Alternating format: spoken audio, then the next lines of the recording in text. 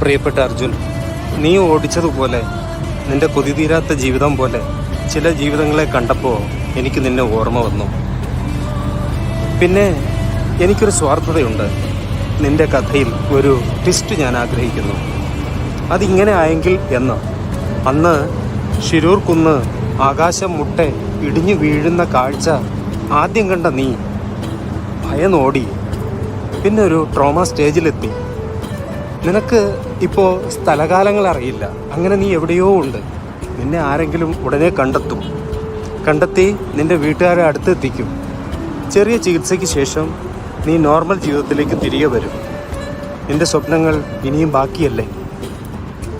ഒത്തിരി സ്നേഹിക്കാനുള്ളവരെ കാലം പെട്ടെന്ന് തിരികെ വിളിക്കും അർജുൻ.